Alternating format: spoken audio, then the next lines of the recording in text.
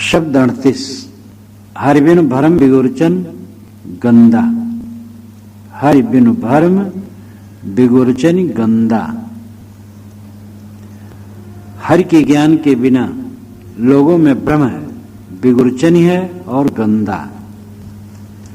भ्रम का अर्थ है जैसे सीपी में चांदी का आभास होना, ये भ्रम है। और बालू में पानी का आभास होना, रस्सी में सांप का आभास होना,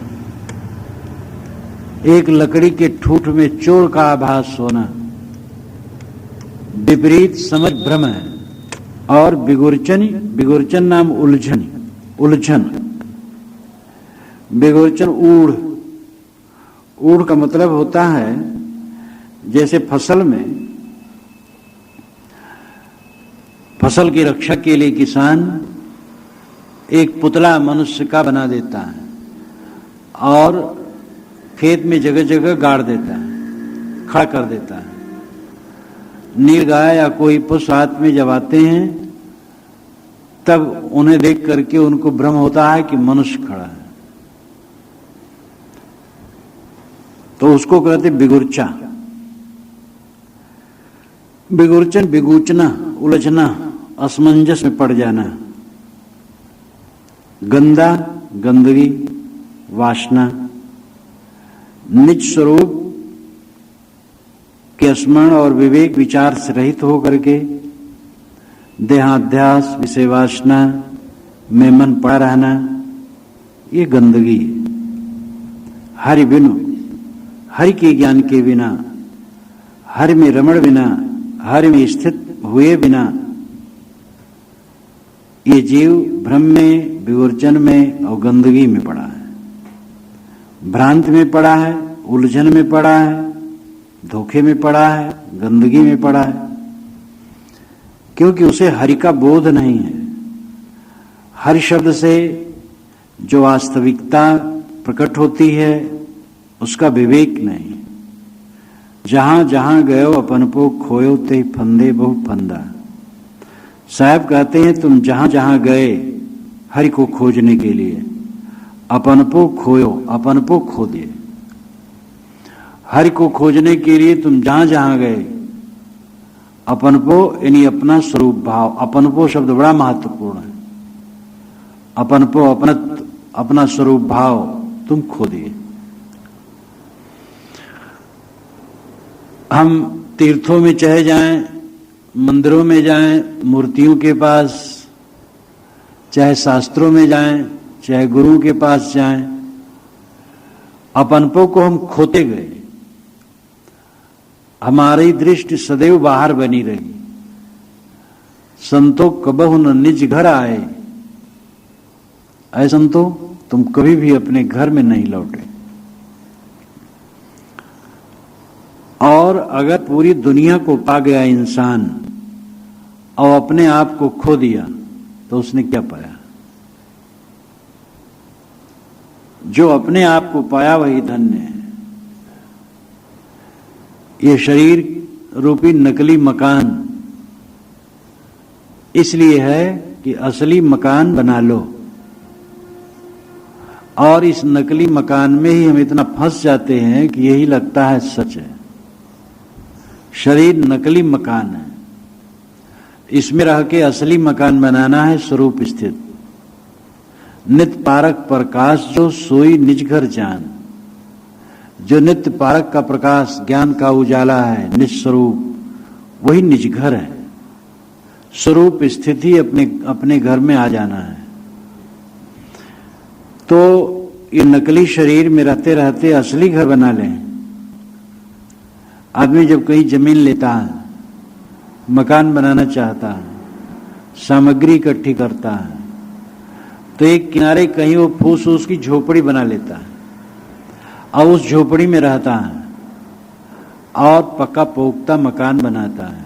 महीनों में या वर्ष में कहीं उसका मकान बन करके और फिक्स होता है, एकदम फिनिश होता है, और उसके पश्चात फिर उस पक्के मकान में जाता है, देता है। ये शरीर कच्चा मकान है। मानो इस शरीर में हम आए हैं पक्का मकान बनाने के लिए।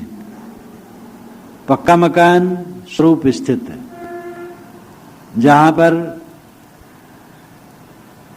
नानद पश्यत नानद शृणोत नानद विजानात स भूमा।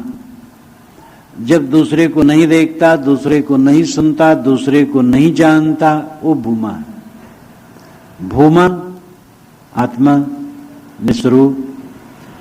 दूसरे को जब देखते हो तो भ्रम में पड़ते हो, दूसरे को जब सुनते हो तो भ्रम में पड़ते हो, दूसरे को जब सोचते हो भ्रम में पड़ते हो। केवल एक इसी छोटे से मंत्र में सारा भ्रम खत्म हो जाता है। नानद पश्यत नानद शृणोत नानद विजानात स भूमा। जब दूसरे को नहीं देखता, दूसरे को नहीं सुनता, दूसरे को नहीं जानता, ये भूमा की स्थिति है। और ये समाधि में ही होता है। समाधि में जानना, सुनना, देखना बंद हो जाता है। यदा पंचावतिष्ठन्ते ज्ञानानि मनसा स बुद्धिश्चाना विचेष्टत तामाहु परमाम गतिम। 5 ज्ञानेंद्रिय और मन और बुद्धि, ये जब क्रिया छोड़ देते हैं, यही परम गति है। आंखों से देख करके हम अपने आप को धोखा देते हैं।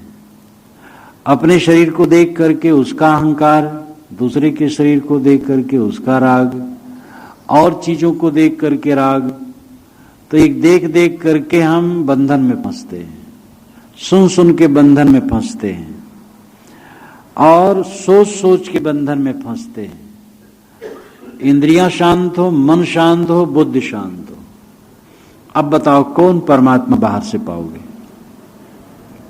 जो बाहर से परमात्मा पाना चाहते हैं, उन भोलों को ये पता नहीं है कि तत्वदर्शी विवेकी महापुरुषों ने जो कहा है और अपना जो अनुभव है, इन दोनों को मिलाओ। जब इंद्रियां शांत हो गई और चित्त बिल्कुल स्थिर हो गया, तब कौन सा परमात्मा पाओगे? इंद्रियों से देखोगे तो कुछ मिलेगा, और मन से सोचोगे तब कुछ मिलेगा। और जहां इंद्रियों से ग्रहण करना खत्म हुआ और मन से सोचना खत्म हुआ, तब क्या पाओगे? तो साहब कहते, जहां जहां गए हो अपन को खोयो। तुम जहां जहां गए अपन को खो दिए।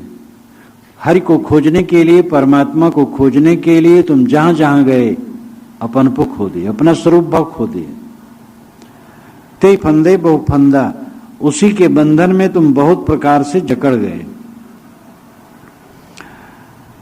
ध्यान कहीं किसी देवी देवता, माने गए देवी देवता का लगाया, किसी महापुरुष का लगाया, जिंदगी भर उसी को समझ लिया यही ध्यान है, उसी में फंस गया।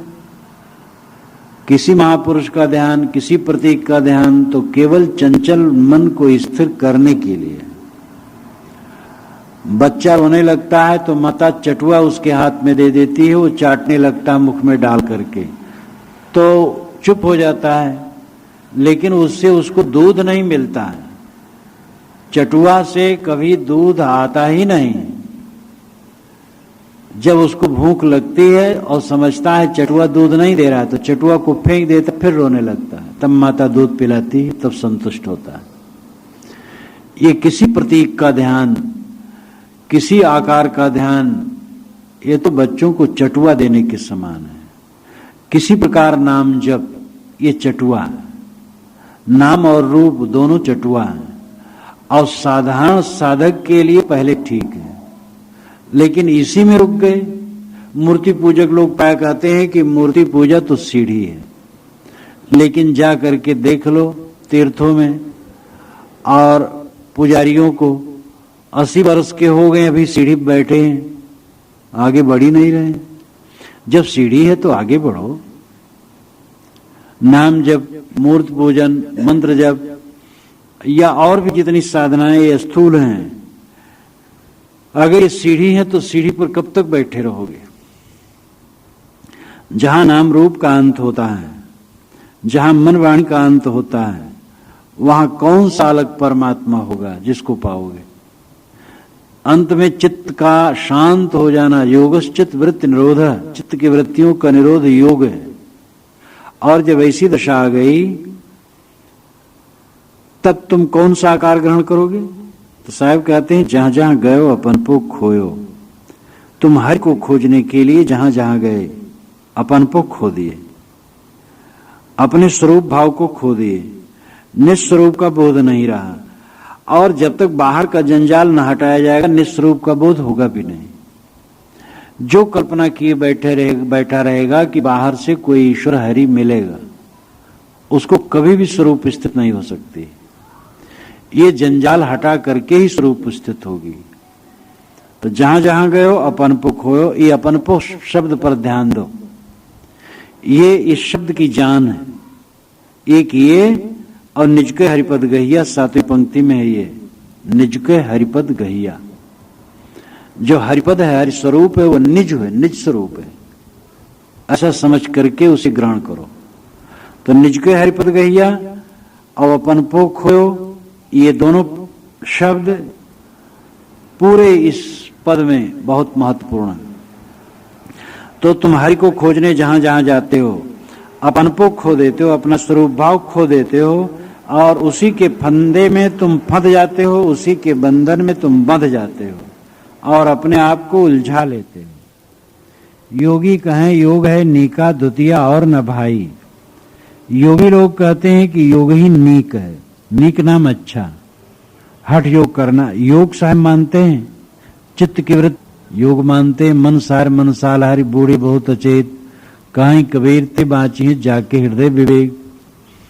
तो मन का निग्रह मानते हैं, सहज ध्यान रहो, सहज ध्यान रहो, गुरु के वचन समाई हो। लेकिन यहाँ योग का मतलब हठ योग। हठ योगी लोग कहते हैं हठ योग ही सर्वोपरि।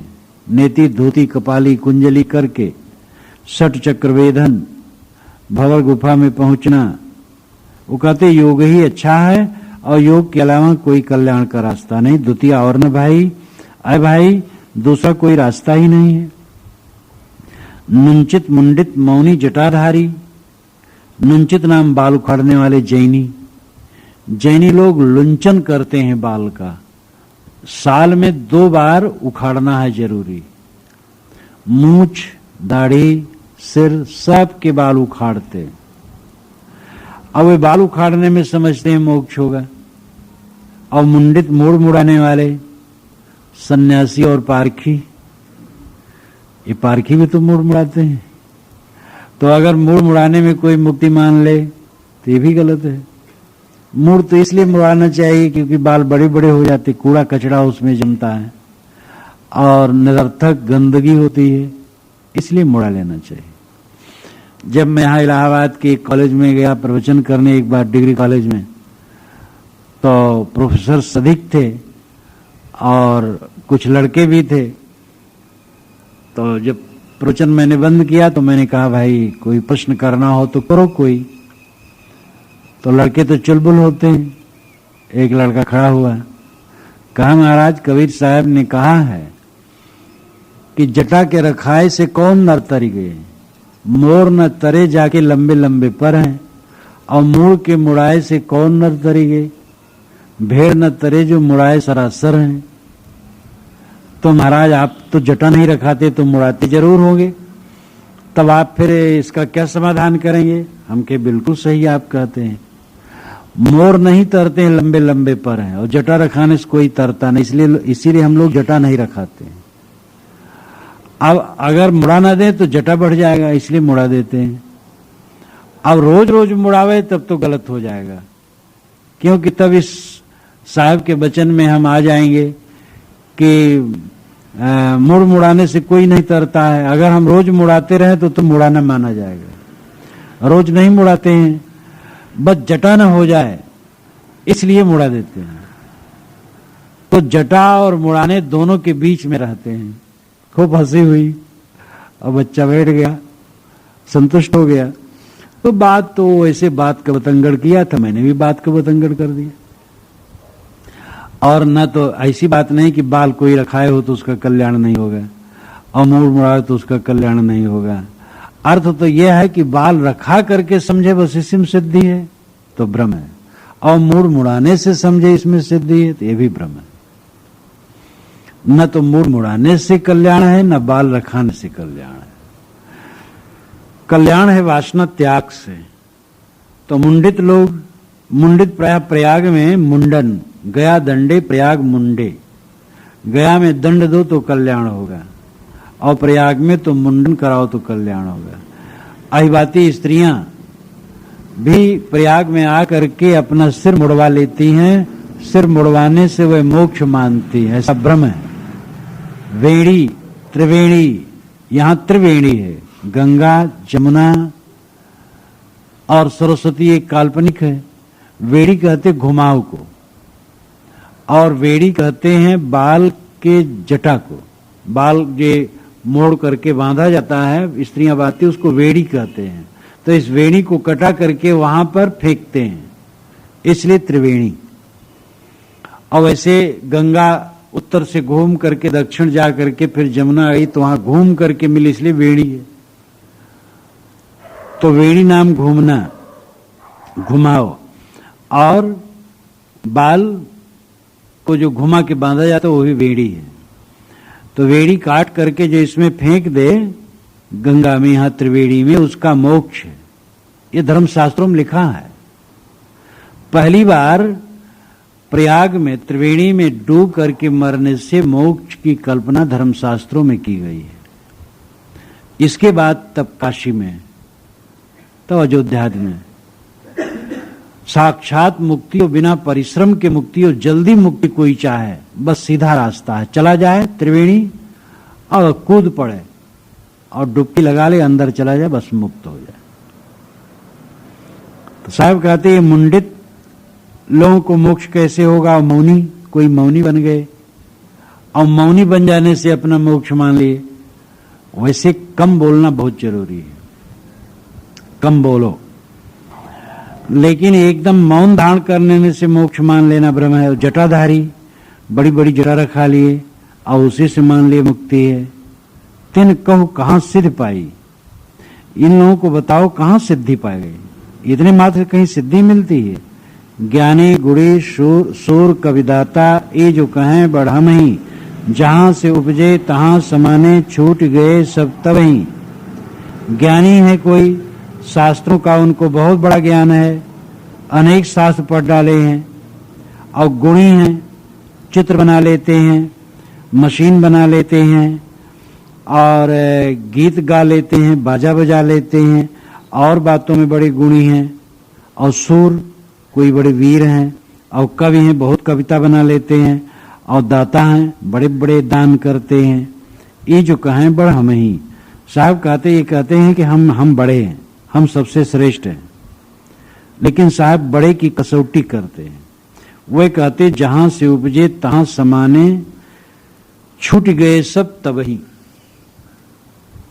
जहां से उपजे थे वहीं समा गए, और तब इनकी सारी बड़ाई छूट गई। कहां से उपजे थे? विषय वासना से, और फिर विषय वासना में डूब गए। जीव के मन में विषय वासना रहती है। विषय वासना रहने के कारण जीव गर्भ में आता है, और किसी नर नारी के विषय वासना से ही उसके शरीर की रचना होती है। इसलिए अपनी विषय वासना सूक्ष्म, और किसी नर नारी के विषय वासना से स्थूल शरीर निर्माण। इसलिए पूरा व्यक्तित्व ही विषय वासना से बनता है। इसीलिए इस शरीर में विषय वासना के संस्कार रहते हैं, और विवेक द्वारा इस विषय वासना का क्षय होता है, और पूर्ण क्षय होता है, एकदम बिल्कुल निर्मल चित्त हो जाता है। तो साहब कहते हैं विषय वासना से तुम जन्म लिए थे, और विषय वासना फिर में डूब गए, फिर जाकर के तो तुम्हारी विशेषता क्या रही? तुम बड़े विद्वान हो, शास्त्रों में बड़ा व्याख्यान करते हो, लेकिन काम भोग में डूबे हो, मोह माया में डूबे हो। तुम बड़े गुणी हो, बड़े हो, बड़ी कविता करने वाले हो, बड़े दानी हो, बाल उखाड़ते हो, मुड़ मुड़ाते हो, जटा रखाते हो, मौन रहते हो, योगी वैरागी बनते हो, लेकिन वासना में डूबे हो। तो छूट गए सब तबही, वहीं सारा तुम्हारा बड़प्पन समाप्त हो गया। मनुष्य की सारी बड़ाई है वासना के त्याग में, कामना के त्याग में। नीतिज्ञा वेदज्ञा अपि भवन्ति शास्त्रज्ञा ब्रह्मज्ञा अपलब्ध्या सुज्ञान ज्ञानिनो विरला। अपे दीक्षित कहते हैं कि नीति के जानने वाले दुनिया में बहुत हैं और नियति यानी ज्योतिष को जानने वाले भी दुनिया में बहुत हैं, और वेदों के विद्वान भी बहुत हैं, शास्त्रों के विद्वान भी बहुत हैं, और ब्रह्मज्ञानी भी बहुत हैं। लेकिन स्व अज्ञान ज्ञानिनो विरला, अपने अज्ञान को जानने वाले विरले हैं। और तो बाहर सब जान लिया गया, ब्रह्म का भी बड़ा लंबा चौड़ा भाषण कर लिया गया, लेकिन अपने अज्ञान को नहीं जाना।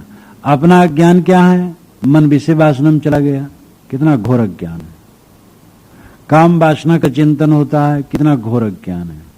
सारी स्वच्छता समाप्त है, काम वासना का चिंतन होता है। तो इसलिए साहब कहते जहां से उपजे तहां समाने, छूट गए सब तबही। इस कसौटी से अपने आप को हर साधक कसे, देखे वह कि वो कहां है, उसकी मानसिक स्थिति क्या है।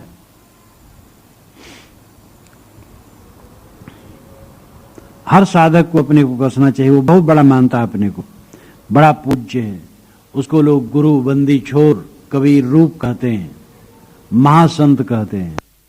तो किसी के बंदी छोर कहने से हम बंदी छोर नहीं होंगे, गुरुआई करने से हमारा कल्याण नहीं होगा। दूसरे चेला बना दिए इसलिए हम मुक्त नहीं हो जाएंगे, और बंध सकते हैं। चेला चाली के चक्कर में मोह ममतम पड़ के हम बंध सकते हैं, और मोक्ष नहीं होगा। मोक्ष तो होगा जब वासना से मुक्त हो। जहां से उपजे तहां समाने, छूट गए सब तबही। ये साहब का बहुत जबरदस्त सोंटा पड़ता है। जिस विषय वासना से तुम पैदा हुए हो उसी विषय वासना में डूबे हो। क्या तुम्हारा ज्ञान विज्ञान? आरू वाले बाबा ने लिखा है कि हमारे साथ काशी में कई लोग पढ़ने गए, पंडित लोग, और पढ़ के आए और विषय वासना में डूब गए, और उनका पढ़ना किस काम का हुआ? बाएं तब किसी ने कहा महाराज आपने सबका खंडन ही किया।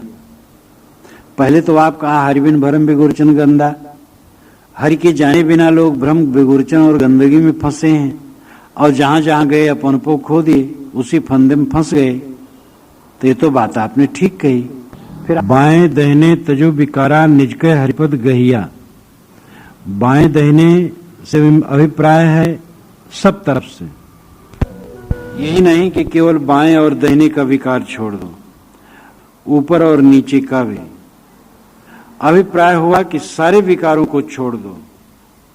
सारे विकारों को छोड़ना ही सच्चा भजन है। निकय हरिपद गहिया, और जो हरिपद है, हरिपद नाम हरि स्वरूप, परमात्म स्वरूप, वो निज स्वरूप है। आत्मा ही परमात्मा है, जीव ही शिव है। इस तत्व को समझो तो सारे विकारों को, सारे मनोविकारों को छोड़कर निज स्वरूप में लौट आओ। बस यही सरल साधना है। इसमें न हठ जोग की जरूरत है, और न बाल उखाड़ने की जरूरत है, न बराबर मुड़ मुड़ाने की जरूरत है, न जीवन भर मौनी रहने की जरूरत है, न जटा बढ़ाने की जरूरत है, और न तो बहुत शास्त्र ज्ञान की जरूरत है, और न बहुत कलाबाज होने की जरूरत है, न शूरवीर होने की जरूरत है, न कविता करने की जरूरत है, और न बड़े बड़े दान करने की जरूरत है। अगर किसी के पास चीज है तो दान करे, परोपकार करे, ठीक है। किसी में काव्यत्व शक्ति है, कविता कर दी, अच्छी बात है।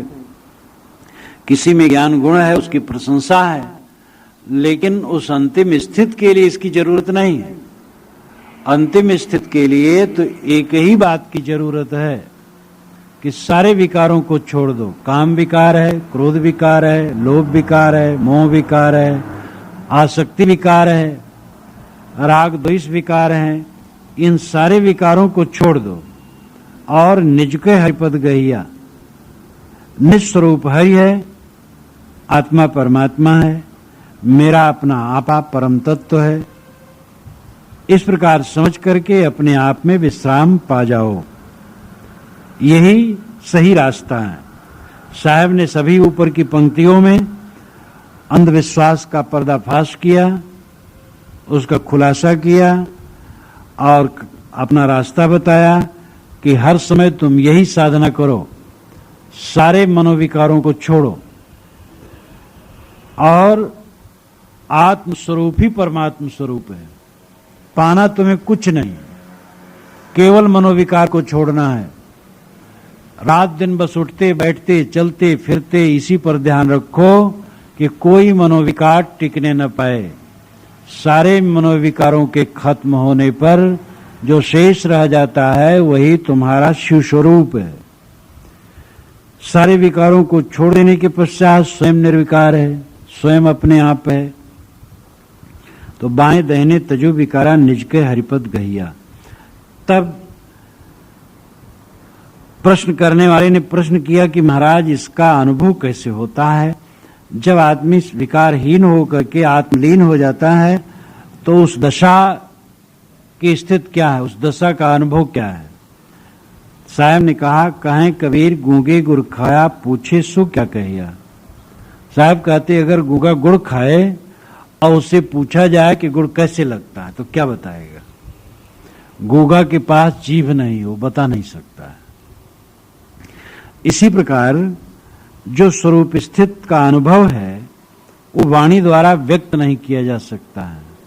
स्वरूप स्थित का अनुभव तो छोड़ दीजिए। कोई आदमी मिष्ठान खाता है और कोई पूछे कैसे लगता है तो क्या बताएगा? यही कहेगा मीठा लगता है। अब जिसको बता रहा है उसके मुख में, उसकी जीभ में वो मिठाई कैसे लगेगी? वो तो जब स्वयं खाए तब उसको पता लगे। तो ये स्वसंवेद्य है, पर संवेद्य नहीं है। ये तो वासनाओं के छोड़ देने के पश्चात जब साधक स्वयं उस दशा में पहुंचता है तब उसको लगता है कि ये दशा है, और वो कह करके नहीं बताया जा सकता है। बताने की वो चीज ही नहीं है। इसलिए साहब कहते हैं कि गूगा गुड़ गोगी केरी शर्करा खाए और मुस्काए, ये कहा नहीं जा सकता है। इस अवस्था में पहुंचना चाहिए। निश्चित है कि ये 7वीं पंक्ति अध्यात्म उपदेश का सार है। केवल यही एक पंक्ति का अभ्यास साधक करता रहे तो कुछ करना बाकी नहीं है। बाएं दहने तजु विकारा निज के हरिपद गहिया। बाएं दहने चक्कर छोड़ दो, सार इतने समझ लो कि सब समय सर्वथा विकारों का परित्याग करना है। यही बाएं दहने का अर्थ है। हर क्षण, हर जगह, हर अवस्था में विकारों को छोड़ते रहो। विकार आए ही ना, आए तो छोड़ते रहो। और विकार छूट गए बस खोजना खाजना नहीं। निज स्वरूप तो हरि ही है, निज के हरिपद गहिया। अपना आत्म स्वरूप ही हरि है और इस प्रकार जो निज स्वरूप में स्थित है वह स्वयं हरि है, वही परमात्मा है। नर नारायण रूप है तू जन जाने दे। ऐसा नर ही नारायण हो जाता है।